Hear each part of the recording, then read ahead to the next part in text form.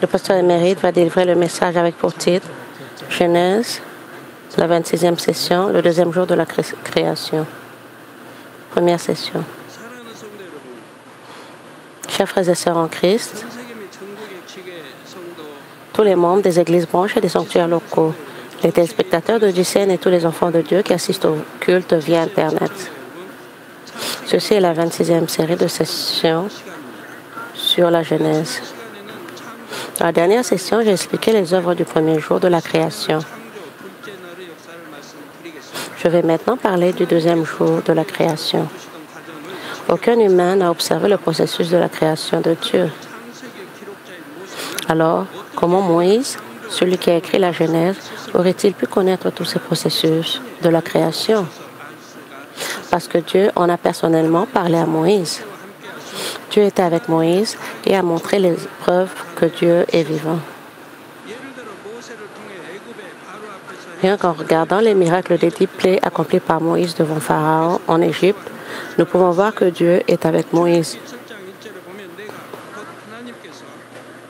Exode 7:1 dit, « L'Éternel dit à Moïse, « Vois, je te fais Dieu pour Pharaon, et Aaron, ton frère, sera ton prophète. » Puisque la preuve que Dieu était avec lui est claire, nous devons croire que le livre de la Genèse qu'il a écrit est également vrai. Dieu qui était avec Moïse est toujours avec cette Église et montre d'innombrables prodiges et signes. De plus, il a interprété cette série de sermons de la Genèse sous l'inspiration du Saint-Esprit. Par conséquent, je vous exhorte à croire que chaque mot de cette série de sermons sur la Genèse est vrai. Cette série de sermons sur la Genèse résoudra ce que la science n'a pas pu résoudre. Des contenus contraires aux théories existantes dans la communauté scientifique ou au bon sens dans le monde peuvent également être prêchés. Malgré cela, je vous exhorte à croire que cette série de sermons de la Genèse est vraie. Nous avons de nombreux signes et prodiges qui prouvent cette série de sermons. La puissance créatrice de Dieu dépasse les limites de la connaissance des hommes. Dieu a accompli les œuvres de la création avec une sagesse et une puissance infinie qui surpassent la connaissance et la capacité de l'homme. Dieu ne pouvait pas créer au niveau limité de la connaissance humaine afin d'aider les humains à comprendre. Par conséquent, les humains en tant qu'êtres créés ne sont pas en mesure de juger si la création de Dieu est bonne ou mauvaise. Pourquoi Dieu a-t-il créé la terre et l'univers ainsi pour nous? Pourquoi a-t-il créé les visages des humains et des animaux avec 2 yeux, un nez et une bouche? Parce que cette structure est la plus belle structure. Pourquoi les gens marchent-ils sur 2 pieds et les animaux marchent-ils sur 4 pattes? Toutes ces questions seront expliquées dans le futur.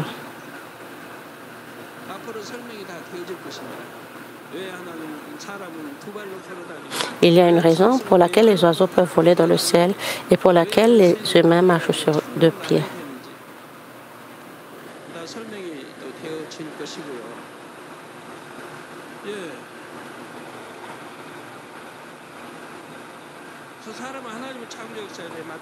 Encore une fois, les humains ne sont pas en mesure de juger si la création de Dieu est bonne ou mauvaise.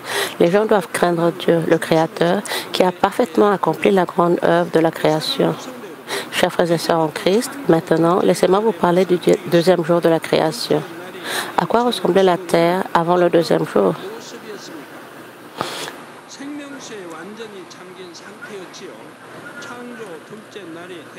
Cela était complètement immergé dans l'eau de la vie.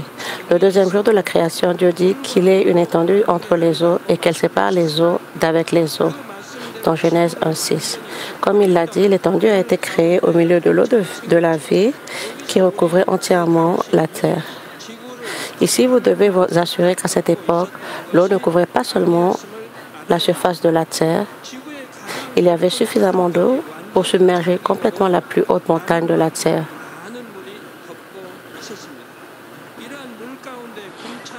Au milieu de cela, un firmament fut créé et les eaux furent divisées en eaux situées au-dessous et au-dessus du firmament.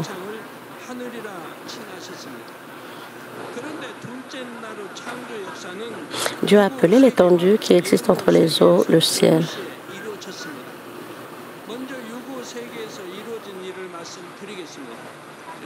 Laissez-moi vous parler d'abord de l'œuvre accomplie dans le monde charnel.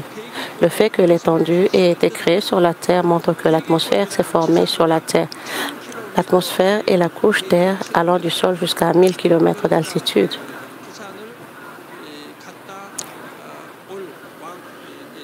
1000 km équivalent à la distance d'aller-retour entre Séoul et Busan.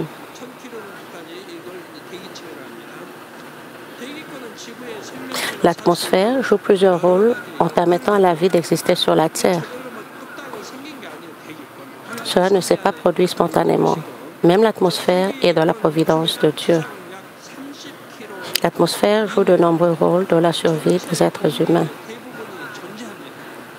Dans l'atmosphère, la majeure partie de l'air se trouve à environ 30 km du sol. Cet air contient l'oxygène dont les plantes et les animaux ont besoin pour respirer. L'atmosphère absorbe également la lumière nocive arrivant sur la Terre en provenance du Soleil ou de l'espace. Il agit également comme un bouclier protecteur pour empêcher les météorites de heurter la surface de la Terre. Il maintient également la Terre au chaud en absorbant et en retenant une partie de la chaleur provenant de la surface de la Terre. De plus, la convection répartit la chaleur uniformément, réduisant ainsi les différences de température dans chaque région de la Terre. Cette atmosphère, qui joue un rôle si important, a été créée lors du deuxième jour. Dieu a séparé les eaux des eaux avec cette étendue au milieu. Maintenant, à quoi fait référence les eaux qui sont au-dessous de l'étendue? Genèse 1:7. En termes simples, il fait référence aux eaux de la Terre. Les eaux qui sont au-dessous de l'étendue furent rassemblées en un seul endroit le troisième jour pour former les eaux. Alors, qu'en est-il des eaux qui sont au-dessus de l'étendue? Il fait référence à la vapeur d'eau présente dans l'air. À une certaine température, la vapeur d'eau présente dans l'air se condense en gouttelettes d'eau. Au fur et à mesure que ces gouttelettes d'eau s'accumulent, elles deviennent des nuages visibles à vos yeux. La pluie, c'est lorsque ces gouttelettes d'eau se rassemblent et tombent sur le sol. De plus, les gouttelettes d'eau contenues dans les nuages se transforment en glace lorsque la température baisse. Ces particules de glace se forment et tombent des nuages sous forme de neige ou de grêle. De même, il y a de l'eau ou de la vapeur d'eau dans le ciel, de sorte que l'humidité est répartie uniformément sur toute la terre et que la vie peut survivre. Les eaux qui se sont transformées en pluie ou en neige s'évaporent ensuite sous forme de vapeur d'eau, s'élèvent dans l'air et deviennent des nuages. Dieu a permis la circulation de l'eau en permettant à l'eau de se transformer en vapeur, liquide ou solide à une certaine température. Ces faits n'ont été définis par la science moderne qu'à l'époque moderne. Cependant, la circulation de l'eau était déjà mentionnée dans la Bible il y a des milliers d'années. C'est-à-dire que Job 36, 27, 28 dit « Il attire à lui les gouttes d'eau, il les réduit en vapeur et forme la pluie. Les nuages la laissent couler, il la répand sur la foule des hommes. »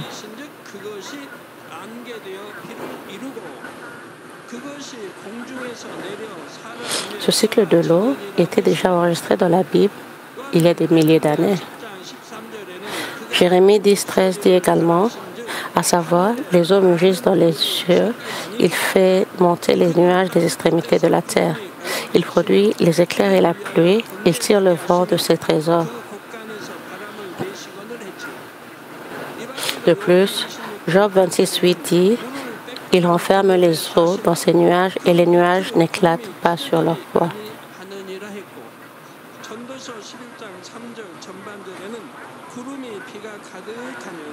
Et Ecclésiaste 11, 3 dit, quand les nuages sont pleins de pluie, ils la répandent sur la terre. Et si un arbre tombe au midi ou au nord, il reste à la place où il est tombé. Sur la Terre, dans son ensemble, l'énergie solaire évaporait des milliers de litres d'eau par seconde. Cette eau évaporée monte vers le ciel et forme des nuages. Les vents et les courants d'eau déplacent ces montagnes et font tomber la pluie ou la neige sur le sol. Pour cela, Job 37, 11, 12 dit « Il charge de vapeur les nuages, il les disperse étincelants. Leur évolution varie selon ses desseins, pour l'accomplissement de tout ce qu'il leur ordonne sur la face de la terre habitée. »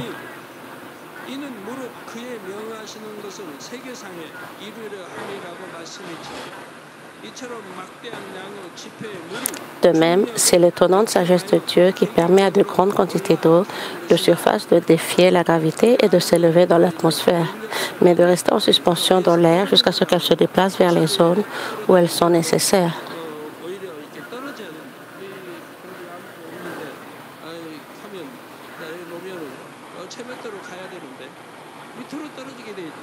Les objets tombent de haut en bas à cause de la gravitation universelle. Si vous lancez un objet en l'air, cela ira dans toutes les directions sans gravitation, mais tous les objets tomberont toujours. Cependant, la vapeur d'eau s'y oppose et monte vers le haut. À quel point est-ce incroyable? Cependant, cette circulation de l'eau n'a pas commencé dès le deuxième jour de la création. C'est parce que le soleil n'avait pas encore été créé. Ce n'est qu'après la création du soleil et de la lune, le quatrième jour de la création, que l'eau de mer a pu s'évaporer. Les rayons du soleil augmentent la température de la surface de l'eau et la lune fait monter et descendre les marées, créant des vents qui favorisent l'évaporisation. Grâce à ce travail, des nuages peuvent se former et de la pluie tomber. La position de la lune ne devrait pas être plus haute ou plus basse qu'elle ne l'est actuellement.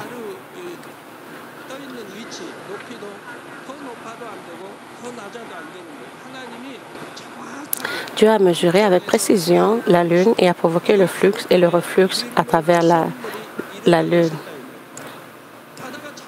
Si la mer ne bougeait pas, il pourrait y avoir de nombreux problèmes. Grâce à la puissance de la lune, les marées ont lieu et le vent se lève. Quand la marée monte, vous sentez de la fraîcheur car le vent se lève aussi. Partez en mer et faites-en l'expérience par vous-même.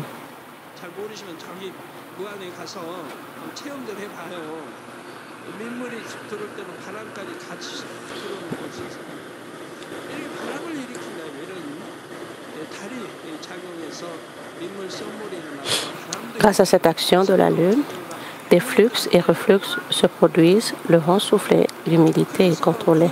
C'est pourquoi des nuages se forment et de la pluie tombe.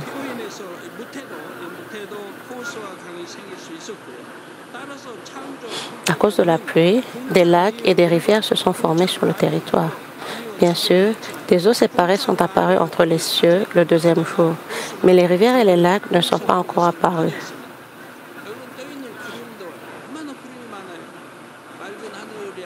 Lorsque vous montez à bord d'un avion, vous remarquerez que les nuages que vous voyez depuis l'avion sont plus nombreux, plus épais et plus diversifiés que les nuages que vous voyez depuis le sol.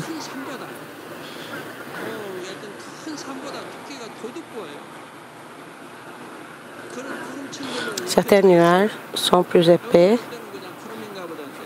que les montagnes. Quand vous voyez les nuages du sol, ils paraissent comme un nuage normal, mais quand nous les voyons, quand nous sommes à bord d'un avion, ils sont différents. Chers frères et sœurs en Christ, grâce au travail de la création du deuxième jour, une nouvelle partie a été créée dans le royaume spirituel. À propos, le royaume spirituel fait ici référence à l'espace spirituel du deuxième ciel. Dans la deuxième leçon sur la Genèse, je vous ai parlé des cieux. Les cieux n'en étaient qu'un lorsque Dieu existait sous une forme de lumière contenant du son dans l'univers tout entier. Ensuite, Dieu s'est fait cohérent en une seule lumière au sommet du royaume spirituel. Je vous ai dit qu'à mesure que la lumière s'éloigne de ce sommet, l'intensité de la lumière diminue.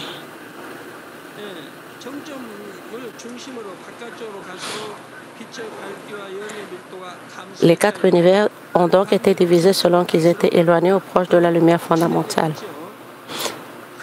L'espace d'origine, qui n'en était qu'un, a été divisé en 4 espaces différents selon l'éclat de la lumière et l'intensité de l'esprit.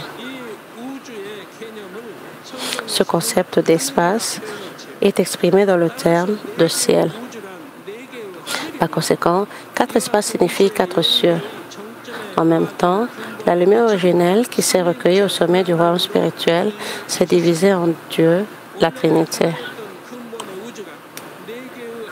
À l'époque où l'espace originel était divisé en 4 cieux, chaque ciel n'avait aucun contenu.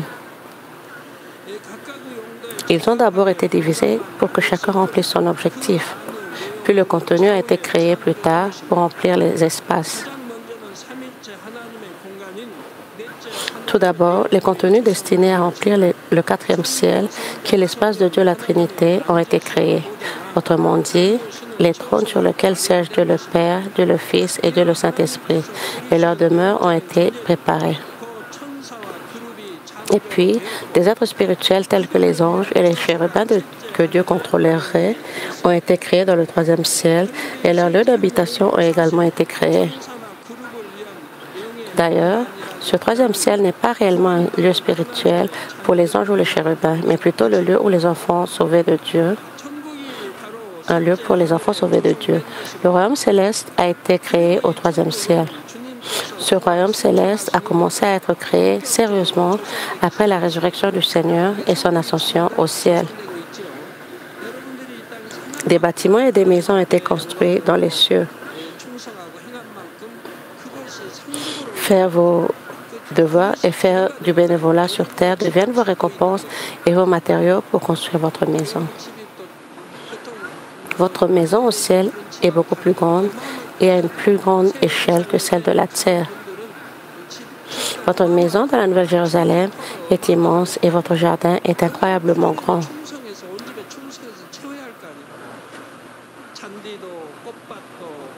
Toutes les choses que vous avez faites fidèlement en travaillant dur sur cette terre et toutes les choses que vous avez faites sincèrement seront accumulées en récompense et cela remplira votre maison de belles choses.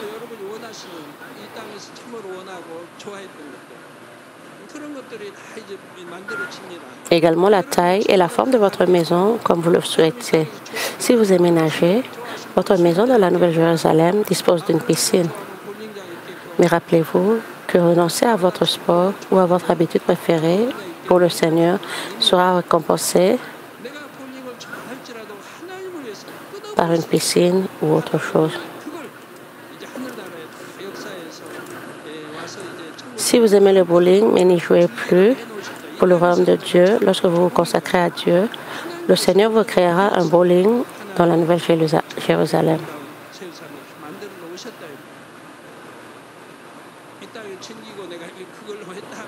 Si vous l'avez apprécié sur cette terre et que vous l'avez voulu, il n'y a aucune raison pour que Dieu le crée pour vous au ciel.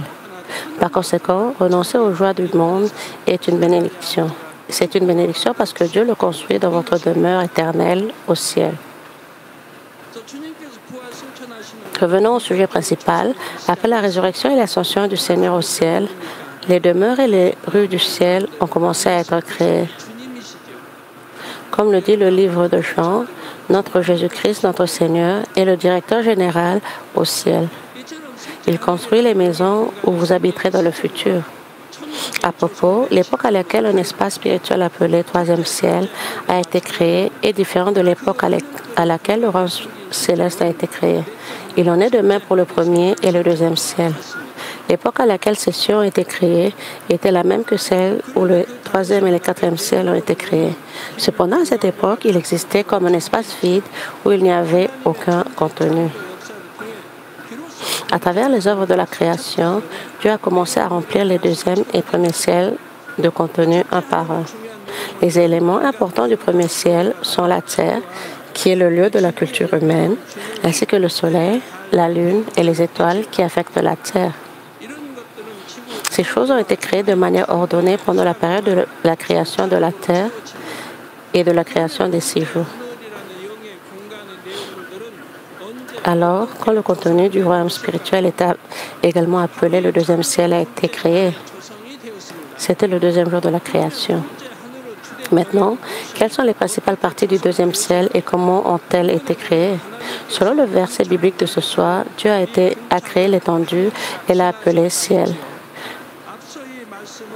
Plutôt, je dis que cela explique à la fois les œuvres de la création du monde physique et celles du monde spirituel. Je vous ai également dit que la création d'étendue dans le monde physique signifie que l'atmosphère a été créée. En même temps, le deuxième ciel, qui est le monde spirituel, a été divisé en deux lieux distincts. Autrement dit, Dieu a créé un domaine de lumière et un domaine des ténèbres.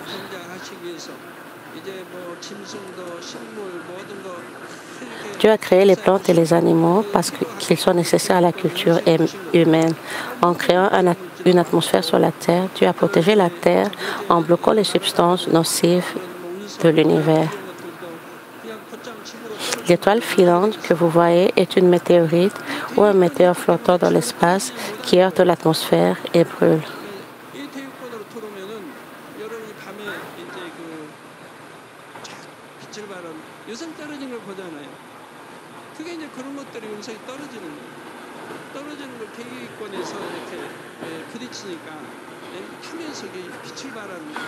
Les étoiles filantes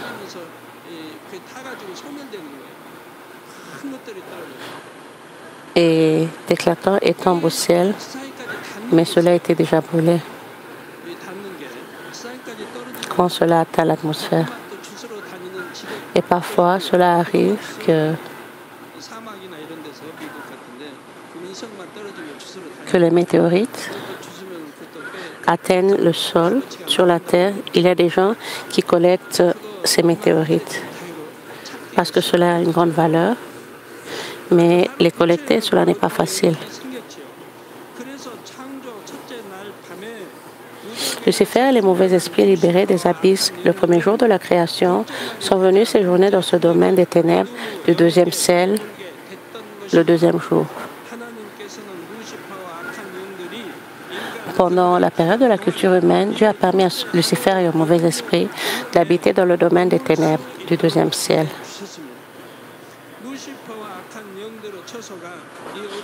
Les demeures de Lucifer et des mauvais esprits ont été préparées à l'intérieur du domaine des ténèbres. Ils reçurent le pouvoir de gouverner les créatures sur terre selon la justice.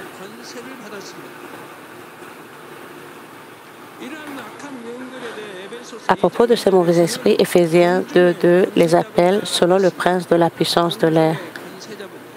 Et Éphésiens 6:12 les appelle contre les princes de ce monde de ténèbres et contre les esprits méchants dans les lieux célestes.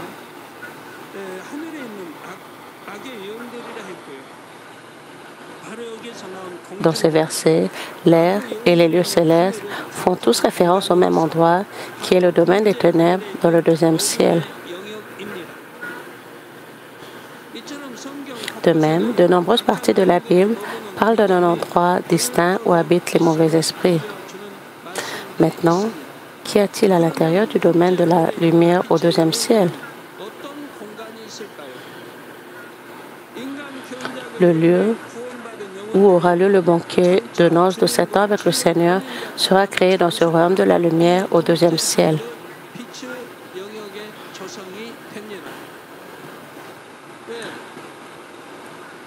Pourquoi le lieu où se déroule le banquet de noces se trouve-t-il au deuxième ciel? Après les noces de 7 ans et avant d'aller au ciel, le royaume du millénaire commence sur terre. Ensuite, il y aura un grand jugement.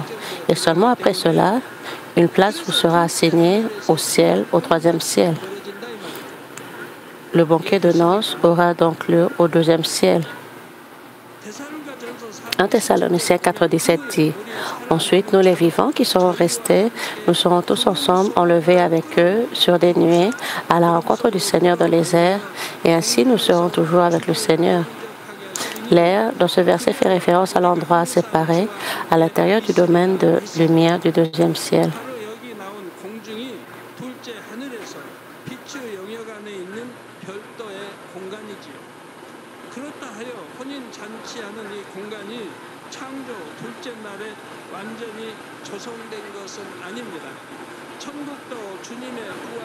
Cependant, je ne veux pas dire que le rythme de banquet de noces a été complètement créé le deuxième jour de la création. Tout comme le royaume céleste a été créé pour de bon après la résurrection de l'ascension et l'ascension du Seigneur, le lieu du banquet de noces a également été créé plus tard. À propos, la partie majeure qui occupe la zone principale dans le domaine de la lumière du deuxième ciel est le jardin d'Éden. La plupart des gens, même ceux qui croient en Dieu, pensent que le jardin d'Éden existait quelque part sur la terre. Il y a des explorateurs qui fouillent ici et là en Israël ou dans d'autres régions du Moyen-Orient.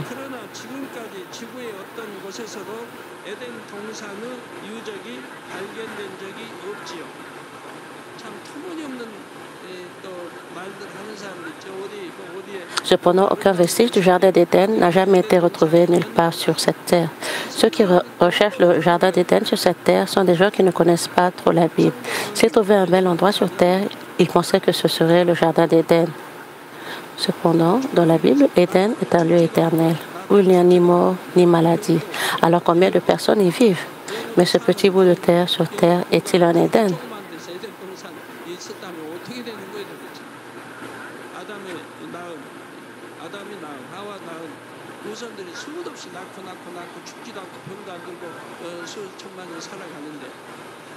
Les descendants d'Adam vivent sans mourir en donnant naissance à des enfants. Alors où sont tous ces gens du jardin d'Éden?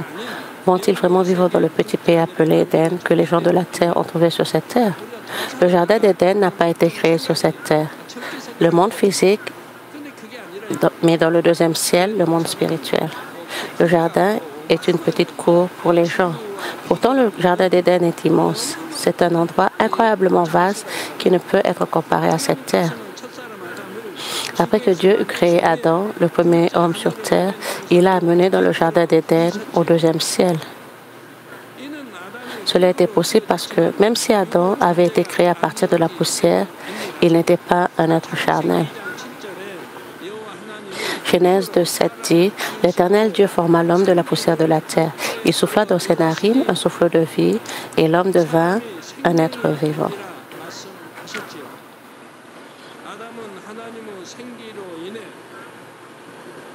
Grâce au souffle de vie de Dieu, Adam est devenu un être vivant, un être spirituel vivant. Une place adéquate pour un tel Adam était une place spirituelle au deuxième ciel, plutôt que cet espace charnel. Le jardin d'Éden est un lieu spirituel au deuxième ciel. Cependant, il est différent du royaume céleste au troisième ciel. Le jardin d'Éden est clairement un monde spirituel. Mais si les gens du jardin d'Éden viennent sur cette terre, ils sont vus et même nous pouvons leur tenir la main.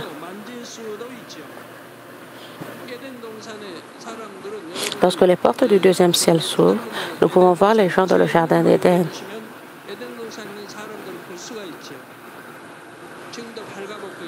Ils sont tous nus. Seuls les leaders sont habillés. Lorsqu'ils descendent sur terre, nous pouvons voir à quoi ils ressemblent. D'un autre côté,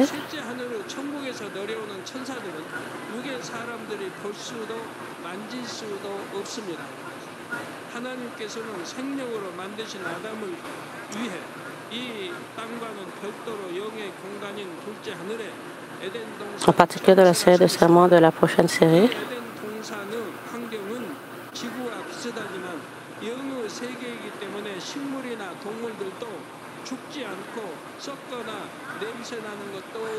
en revanche, les anges qui descendent du ciel céleste au troisième ciel ne peuvent être ni vus ni touchés par les personnes charnelles. Dieu a créé la terre et le jardin d'Éden sur cette terre au deuxième ciel pour Adam, une âme vivante. L'environnement du jardin d'Éden est similaire à celui de la terre, mais les plantes et les animaux n'y meurent pas, ne périssent pas et n'ont pas d'odeur nauséabonde lorsqu'il s'agit du lieu spirituel. C'est propre et pur et un bel endroit est maintenu tel qu'il est. Le jardin d'Éden est extrêmement vaste, au-delà de la portée de votre imagination. Ne pas confondre ici avec un petit jardin simplement parce qu'on l'appelle jardin. C'est trop énorme pour être comparé même à cette terre. Je vais vous en parler en détail du Jardin d'Éden alors que nous arriverons au chapitre 2 de la Genèse. Chers frères et sœurs en Christ, je vous ai parlé de l'étendue que Dieu a créée au deuxième jour de la création. J'ai également parlé de l'étendue qui fait référence à l'atmosphère dans le monde physique et des eaux situées entre l'étendue. J'ai dit que l'étendue du royaume spirituel fait référence au domaine de la lumière et au domaine des ténèbres dans le deuxième ciel. À propos, la zone de lumière et la zone des ténèbres sont adjacentes au deuxième ciel.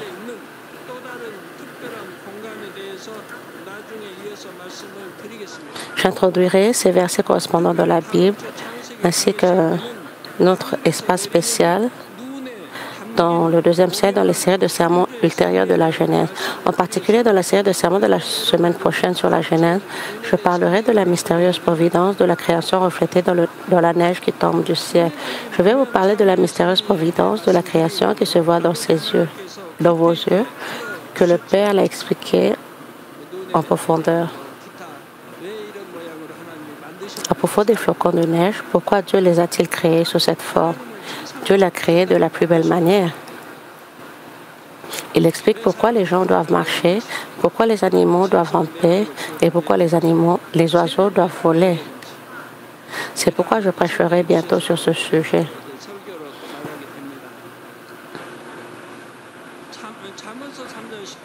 Proverbe 3, 19, 20 dit: c'est par la sagesse que l'Éternel a fondé la terre. C'est par l'intelligence qu'il a affermi les cieux. C'est par sa science que les abîmes se sont ouverts et que les nuages distillent la rosée.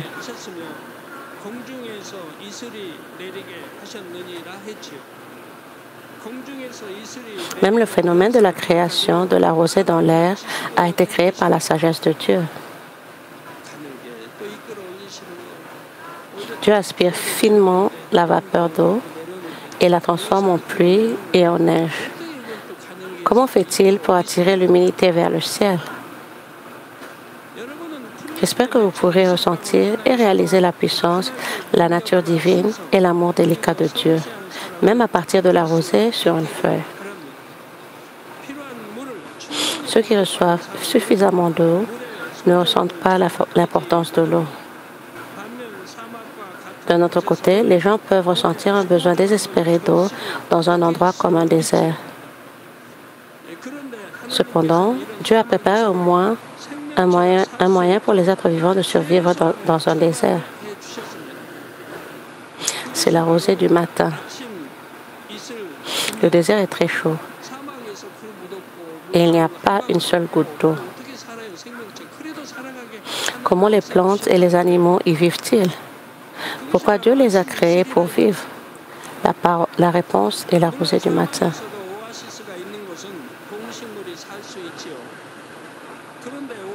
Bien entendu, même dans un désert, les animaux et les plantes peuvent survivre dans une oasis. Pourtant, les êtres humains peuvent survivre dans un désert où il n'y a pas d'oasis grâce à cette rosée matinale.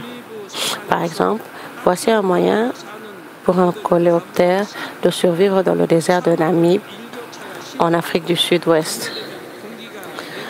Dans un désert, la différence de température est énorme. La nuit, l'air se refroidit et se mélange à l'air chaud qui a été chauffé pendant la journée, créant ainsi la rosée du matin. La rosée matinale se forme dans le désert parce que la différence de température quotidienne est importante. De cette façon, Dieu a permis aux créatures d'y vivre. Avant le lever du soleil, les coléoptères sortent du sable et se couchent face contre terre sur une pente. Le brouillard qui touche le dos froid des coléoptères se transforme en rosée et la rosée tombe jusqu'à la bouche du coléoptère. Dans le désert où il n'y a pas d'eau, les coléoptères prennent ainsi de l'eau et se cachent sous le sable au lever du soleil. Ainsi, la rosée devient une source de vie pour les animaux et les plantes qui survivent dans un désert désolé. Dans la mesure où votre cœur devient pur et bon, vous pouvez ressentir la nature divine et l'amour de Dieu le Créateur. Quand je regarde les animaux, je ressens la mystérieuse providence de Dieu et je reçois la grâce. Ils ont leur propre façon de survivre. Peu importe à quel point nous sommes faibles, Dieu a pris soin de chacun afin qu'ils ne deviennent pas la proie d'animaux puissants.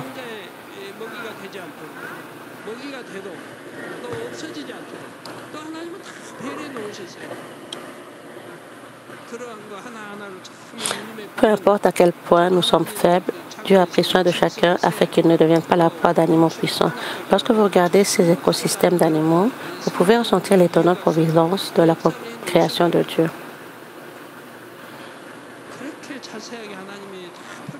De plus, bien que Dieu explique en détail sa providence pour la création dans cette Église, les gens essaient toujours de formuler des hypothèses basées uniquement sur des connaissances scientifiques.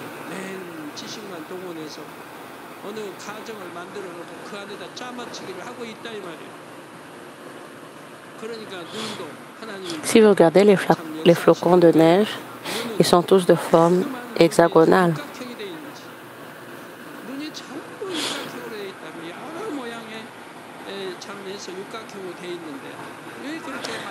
Vous pouvez les trouver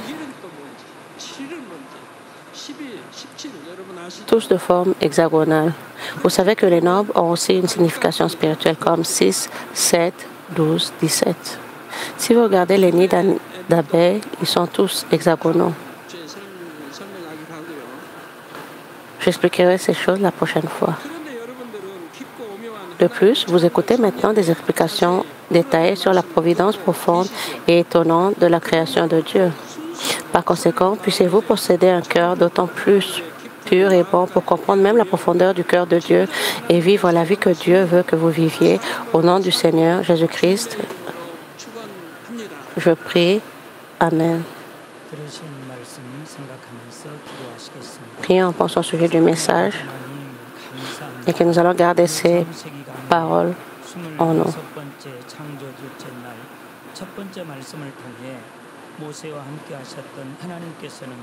오늘날 본 재단과 함께 하시며 무수한 기사와 표적으로 나타내 주심을 감사합니다. 성령의 감동함 가운데 깊고 오묘한 하나님의 창조 섭리에 대해 자세히 풀어주시니 감사합니다. 우리 모두는 더욱 순수하고 선한 마음이 되어 창조주 하나님의 깊은 마음까지 헤아리며 진정 하나님께서 원하시는 삶을 살아갈 수 있도록 도와주옵소서. Merci, nous avons ainsi prié au nom de notre Seigneur Jésus-Christ. Amen.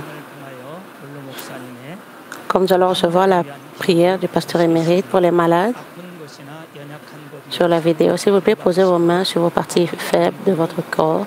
Et si vous n'êtes pas malade, s'il vous plaît, posez vos mains sur votre torse pour recevoir la réponse par la foi. Alléluia, le Dieu Tout-Puissant d'amour, notre Père bien-aimé, s'il te plaît, pose tes mains sur tous les croyants qui sont en train de recevoir cette prière maintenant. Montre tes œuvres qui vont au-delà du temps et de l'espace sur ceux qui sont en train de recevoir cette prière au travers de DCN, Internet et les satellites, les églises branches, les sanctuaires locaux et tous les enfants de Dieu partout dans le monde. Donne-leur la foi de croire du fin fond de leur cœur, chasse toute pensée négative et doute et chasse tous les tests et les épreuves. De la tête aux pieds, toutes les entrailles, joints, nerfs, tissus et cellules, partout les parties malades pourraient être brûlées par le feu du Saint-Esprit et la lumière originelle. Au nom du Seigneur Jésus-Christ, je commande l'ennemi, le diable et Satan, toutes les maladies, germes et virus et infirmités disparaissaient. Que la lumière soit. S'il te plaît, brûle toutes les maladies au niveau terminal et incurable avec le feu du Saint-Esprit. Chasse toutes les maladies endémiques, y compris la malaria et le paludisme. Toutes les maladies contagieuses, y compris la grippe, le rhume et la fièvre, disparaissaient. Protège-les de tout genre de germes et virus. Guéris-les de tout cancer d'estomac, des poumons, du rein, du sein, de l'utérus et de l'intestin. Sida, leucémie, apoplexie cérébrale, hyperhypotension, diabète, problèmes de thyroïde, problèmes de cœur, problèmes de poumons et maladies de femme et toute inflammation disparaissait. Guéris-les de la polio, de la crise cardiaque, l'arthrite, les disques herniales, le maux de dos, maux de tête, neuralgie et toute autre maladie disparaissait. Épilepsie, autisme, dépression, neurose et autres maladies mentales d'autres maladies mentales disparaissez. Tout genre de paralysie soyez déliés.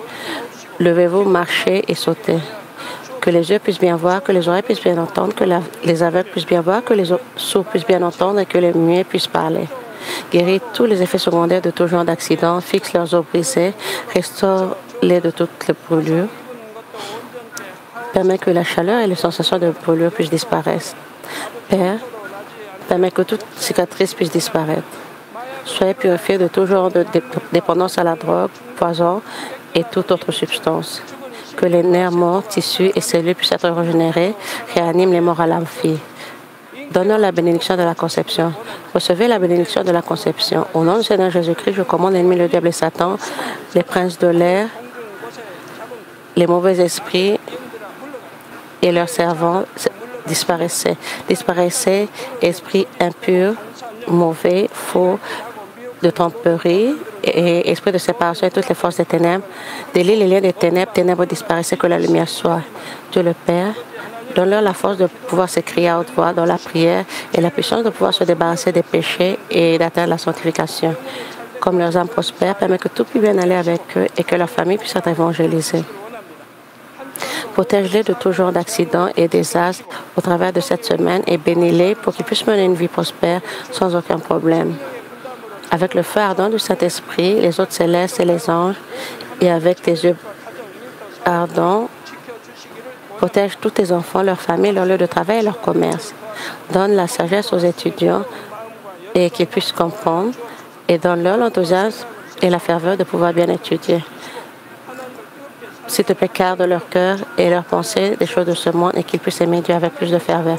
Que tes enfants mangent ou boivent ou dans tout ce qu'ils font, permets qu'ils puissent le faire en vivant une vie glorifiant Dieu le Père. Permets qu'ils puissent témoigner du Dieu vivant en disant: j'ai rencontré et j'ai expérimenté Dieu, j'ai reçu ses réponses et ses bénédictions. Dieu le Père, merci. Sois glorifié toi seul. Au nom de notre Seigneur Jésus-Christ, j'ai ainsi prié. Amen.